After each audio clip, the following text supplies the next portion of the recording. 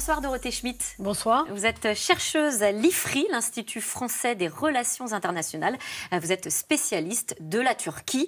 C'est un camouflet sans précédent pour le président turc. Le nouveau maire d'Istanbul n'est finalement pas son candidat, mais celui de l'opposition.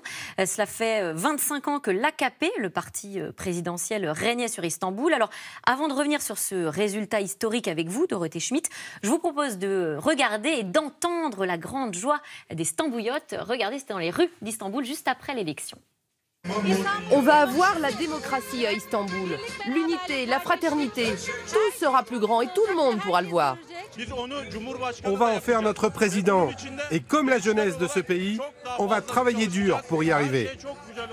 On entend ces mots pleins d'espoir. Est-ce qu'on peut parler de victoire de la démocratie ou c'est un peu tôt ? Alors, ce qui est très important, c'est que là, on a une élection que le président de la République turque avait décidé de faire rejouer, puisqu'il a quand même fait des pressions pour qu'on annule le précédent scrutin, au prétexte qu'il y avait un écart de voix qui était très faible entre les deux candidats. Il y avait 13 000 voix d'écart sur plus de 10 millions de votants, donc effectivement, c'était très faible. Ce scrutin a été rejoué, et là, on est passé à près de 800 000 voix d'écart. Donc un toujours écart, pour le même candidat. Voilà, pour le même candidat. Donc là, vraiment une victoire absolument sans contestation possible. Et évidemment, ça montre que le mécanisme de l'alternance a fonctionné. Et ça, c'est plutôt une bonne nouvelle pour la démocratie turque, dont on sait qu'elle est très secouée.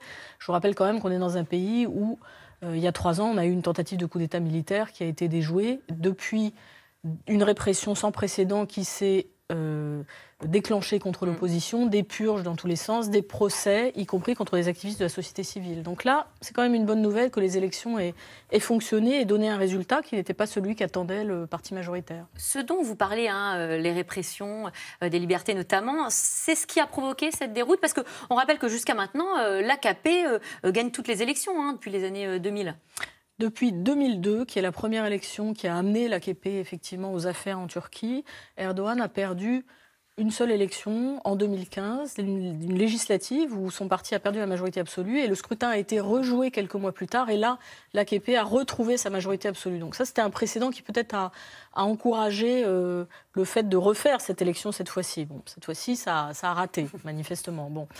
Alors, est-ce que c'est à cause de la dégradation des libertés publiques que les Stambouliotes ont voté pour le candidat de l'opposition? Probablement, mais aussi parce qu'il y a une vraie lassitude vis-à-vis de la gestion de l'AKP, y compris probablement à Istanbul, qui est une ville qui est un peu la vitrine de l'ultramodernité aképiste, avec beaucoup de constructions. C'est la ville des grands travaux, selon Erdogan. Et on sait que le nouveau maire, lui, vient d'un district qu'il a géré d'une manière justement plus écologique, plus proche des citoyens, en ménageant des espaces verts. Donc c'est un peu un nouveau mode de gestion. Et puis évidemment, il y a quand même une lassitude au plan national de la présence de l'AKP sans partage depuis 15 ans. Vous parlez d'Istanbul, c'est vrai que c'est une ville stratégique et donc une élection aussi stratégique. C'est la ville la plus riche et la plus peuplée de Turquie, on va le voir. 15 millions d'habitants sur 80 millions en tout, c'est énorme. Elle représente à elle seule un tiers de l'économie du pays. Le président Erdogan dit lui-même qui remporte Istanbul remporte la Turquie. Donc là, c'est une élection aussi très symbolique. C'est pas que symbolique, parce que comme vous l'avez dit, en termes de masse critique, Istanbul, on dit toujours Istanbul n'est pas la Turquie, mais Istanbul, c'est quand même une partie extrêmement importante de la Turquie. Parce qu'effectivement, 30% du PNB, c'est pas rien. C'est aussi une ville qui est formée d'une mosaïque de population. C'est la première ville kurde de Turquie, par exemple, ça on le sait probablement moins. Et le vote kurde a pesé très probablement en faveur du candidat de l'opposition. Il ne faut pas oublier non plus que l'AKP a perdu cette fois-ci Ankara, qui est la capitale politique, d'autres grandes villes comme Antalya, Adana. Donc ça veut dire que les très grandes villes de Turquie, finalement, aujourd'hui, elles expriment une lassitude vis-à-vis de la gouvernance de l'AKP et qu'elles veulent du changement. Petit coup de projecteur sur ce nouveau maire dont vous avez commencé à nous dresser le bilan, notamment à Istanbul, encore inconnu, en tout cas de nous, il y a 6 mois. Il s'appelle donc Ekrem İmamoğlu. On va le voir. Il incarne quelque part une nouvelle génération de politiciens plus modernes, peut-être. En fait, ce que je trouve paradoxal, c'est que finalement, le style d'Imamoglu, c'est un style qui a probablement été introduit par Tayyip Erdogan lui-même il y a quelques années. C'est une modernisation des partis politiques turcs que l'AKP avait entamé il y a quelques années. Le parti républicain du peuple, qui est le parti kémaliste traditionnel, l'ancien parti unique de l'époque de Kemal Atatürk, dont est issu ce candidat-là, est un parti qui a toujours eu beaucoup de mal à se moderniser, à faire son aggiornamento, et qui aujourd'hui bouge peut-être avec ce nouveau candidat. Donc, on a vu que quelqu'un dans votre micro-trottoir disait qu'on l'attendait comme prochain candidat présidentiel. C'est possible, effectivement, ça dès qu'il a surgi, jeune, consensuel, tranquille, faisant une campagne sereine, mettant un petit peu de religion dans sa campagne, en appelant à toutes les communautés, au rassemblement de tous les Stambouliotes, on s'est tout de suite dit que c'était une personnalité qui pourrait être un challenger d'Erdogan à l'avenir. Il y a même un ancien compagnon de route d'Erdogan qui a dit qu'il ne faudra pas s'étonner si on le voit face au président dans 4 ans. Donc ça pourrait être un rival sérieux. Oui, ça pourrait être un rival, mais il peut se passer énormément de choses d'ici la prochaine présidentielle. Pour le moment, on n'a plus d'élection pour 4 ans en principe en Turquie. C'est vrai qu'il est traité de bobo par le président Erdogan. Alors, il n'est pas traité que de bobo. Erdogan l'a aussi comparé à Sisi en Égypte parce qu'il avait il a une petite fixation sur le coup d'État en Égypte qui a mis à mal les frères musulmans. On a dit que c'était un terroriste qui était proche à la fois de Fethullah Gülen, qui est l'ennemi d'Erdogan, dont on pourchasse tous les partisans. Évidemment, il a été élu en partie par l'électorat kurde. Donc ça, tout ça fait une sorte de cocktail de terrorisme, comme aime le dire le président turc.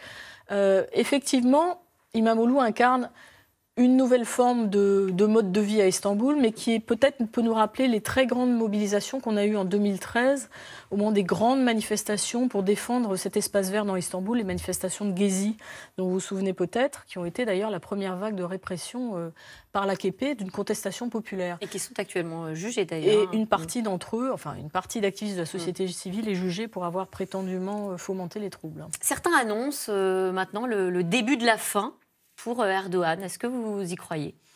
Alors, ce qui est évident, c'est que là, on a vu clairement en pleine lumière le phénomène d'usure du pouvoir, mais aussi peut-être d'usure de la personnalité d'Erdogan lui-même.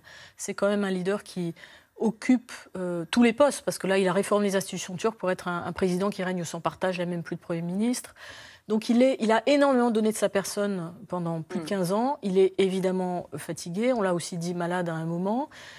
Et il n'a pas préparé sa succession. Donc il est aussi très seul au sein du parti parce qu'il a énormément personnalisé la gestion du pouvoir en Turquie. Donc il va falloir qu'il retrouve comment rassembler ses troupes autour de lui parce qu'il y a aujourd'hui des gens qui veulent faire dissidence au sein de l'AKP. Il y en a qui ont déjà exprimé leur désaccord avec des positions d'Erdogan. Et ça, c'est très nouveau.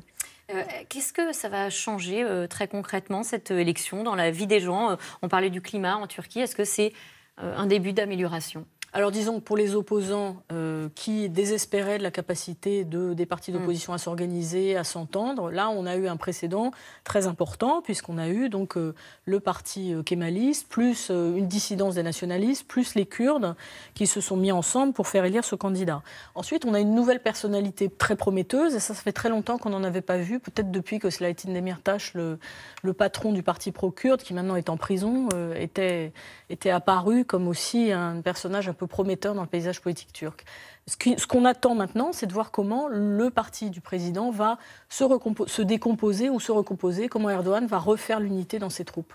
Eh bien, merci. Merci à vous d'être venu sur notre plateau nous parler de la Turquie, de ses élections municipales. À bientôt, Dorothée Schmidt. Je rappelle que vous êtes chercheuse à l'IFRI. Tout de suite, c'est dans l'air avec Caroline Roux qui revient sur l'escalade des tensions entre les États-Unis et l'Iran. Une émission qui est consacrée au risque d'embrasement dans la région du Golfe. Le président américain a annoncé une nouvelle série de sanctions hier. Alors, jusqu'où la surenchère peut-elle aller? Une sortie de crise est-elle possible? C'est dans l'air est intitulé ce soir. Trump, Iran, ils veulent la guerre.